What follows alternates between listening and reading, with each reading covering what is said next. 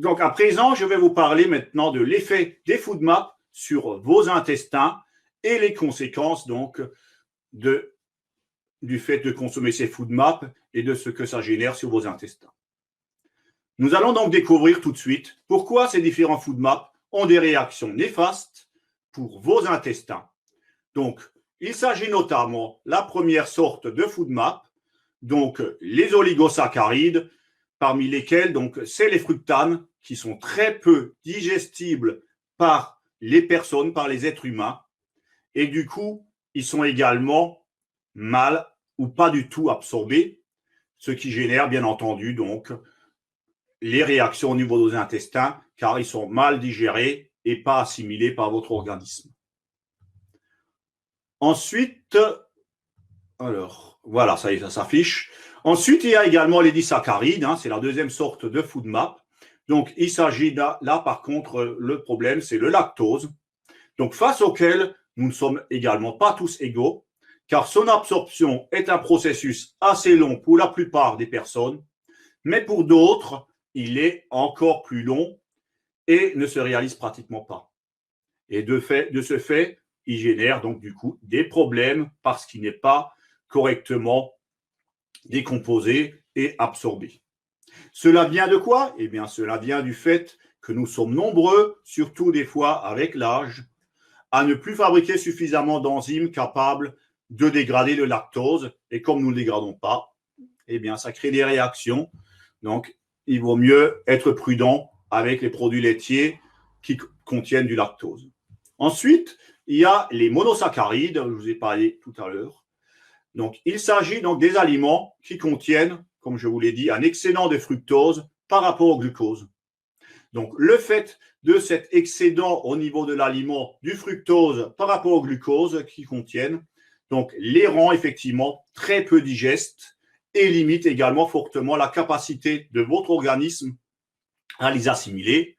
Et du fait, comme ils ne sont pas assimilés et ils ne sont pas digérés correctement, eh bien, ils créent des réactions au niveau de vos intestins qui peuvent déclencher soit des gènes, soit des symptômes plus embêtants.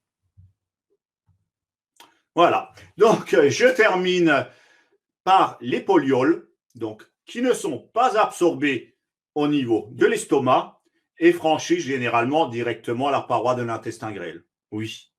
Mais ça, c'est pour les personnes où tout se passe bien. Mais pour d'autres, ce n'est malheureusement pas le cas. Et comme les autres, ils ont tendance, donc, du coup, à stagner dans l'intestin grêle, où ils vont aussi déclencher vos symptômes, quoi. Malheureusement, si vous m'écoutez, il est possible que ce soit votre cas. Donc, du coup, il faut être prudent lors de la consommation de ces différentes familles d'aliments. Donc, d'une manière générale, donc, les food maps génèrent soit des gaz qui vont provoquer des distensions intestinales ou alors créer une réaction d'appel d'eau dans votre intestin qui va également générer des distensions intestinales ainsi que des diarrhées. Certains aussi se collent sur la paroi de vos intestins et vont générer des irritations. C'est le cas notamment souvent du gluten, qui est effectivement, un peu comme son nom le dit, gluten, une espèce de glu qui permet effectivement, pour réaliser du pain ou des gâteaux, à bien faire coller les aliments ensemble, les ingrédients ensemble, mais malheureusement, du coup, il risque aussi de se coller sur vos intestins et déclencher des réactions au contact de la paroi intestinale et de votre flore intestinale qui vont les décomposer à ce moment-là.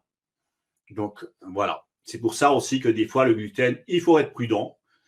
Donc, sinon, effectivement, comme je viens de le dire, il y a également la flore intestinale qui réagit et qui essaye du coup de digérer les aliments qui n'ont pas été digérés.